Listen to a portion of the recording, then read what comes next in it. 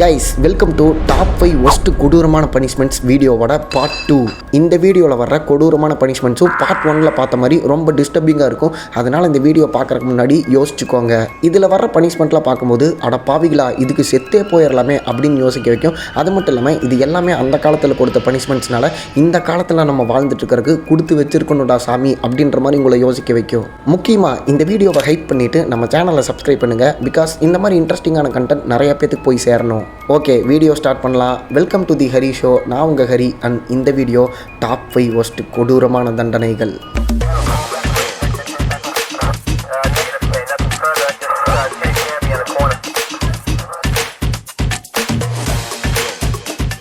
ஹெரிட்டிக்ஸ் fork Spanish கண்ட்ரீஸில் ஃபேமஸாக கொடுக்கப்பட்ட பனிஷ்மெண்ட்டு தான் இது. விக்டிமை சேரில் உட்கார வச்சு கை காலை கட்டி போட்டுருவாங்க. அதுக்கப்புறம் இந்த மாதிரி 4 சைடுமே ஷார்ப்பாக இருக்கக்கூடிய ஒரு எக்யூப்மெண்ட்டை விக்டிமோட கழுத்தில் பெல்ட்டை வச்சு கட்டிடுவாங்க. அதுக்கப்புறம் வேறு வழியே இல்லை, அவங்க அப்படியே மேலேயே தான் பார்த்துட்டு இருக்க மாதிரி இருக்கும். இப்போ அந்த விக்டிம் தலையை அசைச்சாலோ இல்லை பேச ட்ரை பண்ணாலோ அந்த ஷார்ப்பான எட்ஜஸ் இருக்குது தெரியுமா, அது கழுத்தை கிழிச்சு அப்படியே கொஞ்சம் கொஞ்சமாக உள்ளே போக ஆரம்பிக்கும். 2 நாளுக்கு அப்புறம் நம்ம செத்தானும் பரவாயில்ல அப்படின்னு சொல்லிட்டு தலையை அசைச்சு கழுத்தை கிழிச்சு அவங்க செத்து போயிடுவாங்க.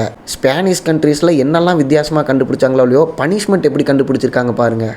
நூடுல்ஸ் சாப்பிட்ற ஃபோர்க் ஸ்பூன் இருக்குது தெரியுமா, அதையவே நம்ம சின்ன வயசில் நூடுல்ஸ் சாப்பிட்றப்ப தெரியாமல் நாக்கில் குத்திட்டாலே நமக்கு உயிர் போகிற மாதிரி வலிக்கும். ஏன் அந்த ஃபோர்க் ஸ்பூனை வச்சு சைக்கோ கில்லர்ஸ் நிறைய பேர் கொலை பண்ணதா வரலாறே இருக்குது. நீங்கள் ஸ்குவிட் கேம் பார்த்துருந்தா தெரிஞ்சிருக்கும். அதில் தேனோஸ் ஃபோர்க் ஸ்பூனால் தான் குத்தப்பட்டு செத்து போவார். சின்ன ஃபோர்க் ஸ்பூனே அவ்வளோ ஷார்ப்பாக இருக்கும்போது ஹெரிட்டிக்ஸ் ஃபோர்க் அப்படின்னு சொல்லிட்டு இந்த எக்யூப்மெண்ட்டை கழுத்தில் கட்டி விடும்போது அவங்களோட நிலைமையை யோசிச்சு பாருங்கள்.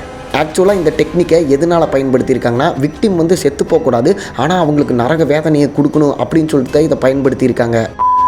பியர் ஆஃப் ஆங்கியூஸ் பழங்காலத்தில் யூஸ் பண்ணப்பட்ட இந்த டிவைஸ் பார்க்க சின்னதாக இருந்தாலும் மிக கொடூரமானது. அரசர்கள் இருக்காங்களே, அவங்களுக்கு ஆப்போசிட்டாக யார் பேசுகிறாங்களோ அவங்களுக்கு கொடுக்கப்படுற பனிஷ்மெண்ட் தான் இது. என்ன பண்ணுவாங்கன்னா, பனிஷ்மெண்ட் வாங்கினவங்க இருக்காங்க தெரியுமா, அவங்க வாய்க்குள்ளே இந்த டிவைஸை சொருகிடுவாங்க.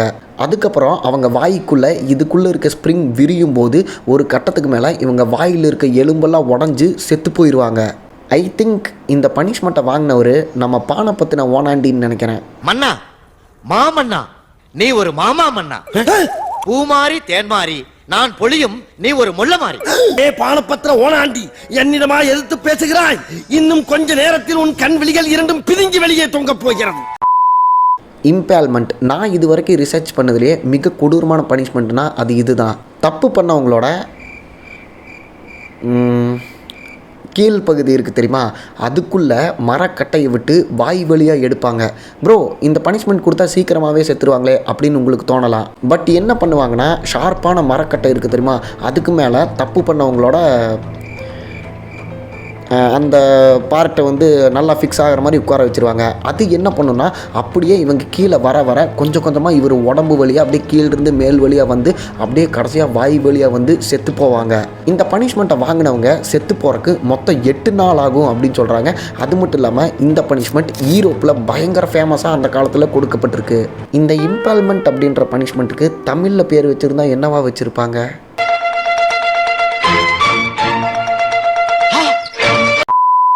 பிரேசன் புல் ஆன்சியன் கிரீஸில் கொடுக்கப்பட்ட ஒரு கொடூரமான தண்டனை தான் இது. பிரான்ஸ் மெட்டலால் உருவாக்கப்பட்ட இந்த விஷயம் பார்க்கறக்கு அப்படியே காளமாடு மாதிரியே இருக்கும். இதுக்குள்ளே ஒரு மனுஷங்க இருக்கிற மாதிரி ஸ்பேஸும் இருக்கும். தப்பு பண்ணவங்களை இதுக்குள்ளே போட்டு அடியில் தீயை கொளுத்தி விட்டுருவாங்க. கொஞ்ச நேரத்துக்கு அப்புறம் சிக்கன் எப்படி வெந்து ரோஸ்ட் ஆகுமோ அது மாதிரி இதுக்குள்ளே இருக்க மனுஷங்களும் வெந்து ரோஸ்ட் ஆகி துடிச்சு செத்து போவாங்க. அந்த காளமாட்டோட வாய்க்கிட்ட ஒரு பைப்பு மாதிரி இருக்கும். உள்ள அவங்க கத்துற சவுண்டு வெளியே மாடு கத்துற மாதிரியே கேட்குமா. இதில் சோகமான விஷயம் என்ன தெரியுமா? சோகமான விஷயத்த நான் ஏன் சிரிச்சுக்கிட்டே சொல்கிறேன்?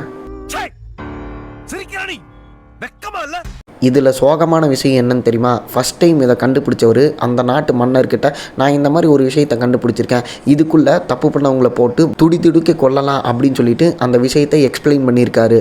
அது மட்டும் இல்லாமல் இதுக்குள்ளே போகிறவங்க கத்துற சவுண்டு வெளியே மாடு மாதிரி கேட்கும். இதை நானே உங்களுக்கு ப்ராக்டிக்கலாக நான் பண்ணி காட்டுறேன் அப்படின்னு சொல்லிட்டு இவரே அதுக்குள்ளே போயிருக்காரு. அவர் உள்ளே போனதுக்கப்புறம் அந்த மன்னர் என்ன நினச்சாருன்னு தெரில, லாக் பண்ணி அடியில் கொளுத்தி இதை கண்டுபிடிச்சவரையே அதுக்குள்ளேயே வச்சு கொலை பண்ணிட்டாரு. நீ உயிரோடு இருந்தால் தாண்டா இதை கண்டுபிடிச்சதுக்கு என்கிட்ட காசு கேட்ப அப்படின்னு அந்த மன்னர் நினச்சாரான்னு தெரில. யோ, அவரையா ஏன் போட்டு தள்ளின? பரவ பொருளிட்டு அவனை போடணுண்டா. சிக்கன் அண்ட் தார் 12th செஞ்சுரியில் இந்த கேப்டன்ஸ்லாம் இருக்காங்க தெரியுமா, அந்த கப்பலில் கேப்டன்ஸ்லாம் இருப்பாங்களே, அவங்க வந்து இந்த ஊர்லேருந்து இன்னொரு ஊருக்கு ஏதாவது பொருள் எடுத்துகிட்டு போகணும் அப்படின்னா கடல் வழியாக தான் எடுத்துகிட்டு போவாங்க. அப்படி ஏதாவது முக்கியமான பொருள் இல்லை, அவங்க எந்த பொருள் எடுத்துகிட்டு போனாலும் அதை கொள்ளையடிக்கிறதுக்கு பைரட்ஸ் வருவாங்க தெரியுமா, அந்த மாதிரி வர்ற பைரட்ஸை பிடிச்சி அவங்களுக்கு கொடுக்குற தண்டனை தான் இந்த சிக்கன் அண்ட் தார்.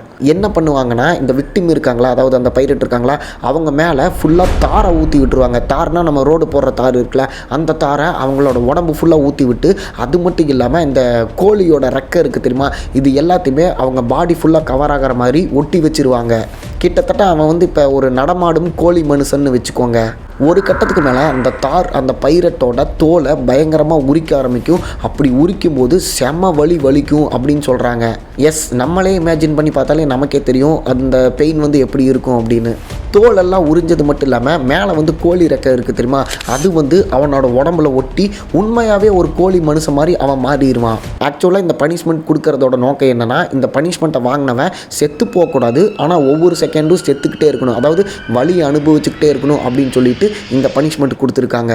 உண்மையாகவே இந்த பனிஷ்மெண்ட் வாங்கினவனோட மைண்ட் செட் என்னவாக இருக்குன்னா, அடப்பாவி இது என்னடா நரக வேதனையாக இருக்குது, பேசாமல் என்னை கொன்றுங்கடா அப்படின்னு அவன் வாயாலேயே சொல்கிற அளவுக்கு இந்த பனிஷ்மெண்ட் வந்து பயங்கரமான ஒரு வலியை கொடுக்குன்னு சொல்கிறாங்க.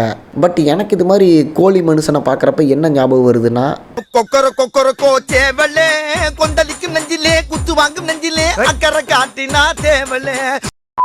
ஸோ கைஸ், அவ்வளோதான் இந்த வீடியோ. இந்த வீடியோவில் பார்த்தா எந்த பனிஷ்மெண்ட் உங்களுக்கு ரொம்ப டிஸ்டர்பிங்காக இருந்துச்சு அப்படின்றத கமெண்ட் பண்ணுங்கள். அது மட்டும் இல்லாமல் ப்ரோ இந்த வீடியோவோட பார்ட் 3 வேணும் அப்படின்னு நீங்கள் நினச்சிங்கனாலும் அதையும் கமெண்ட்டில் சொல்லுங்கள். நான் இதே மாதிரியே இன்னொரு இன்ட்ரெஸ்டிங்கான வீடியோவில் உங்களை பார்க்குறேன். Love you guys, by.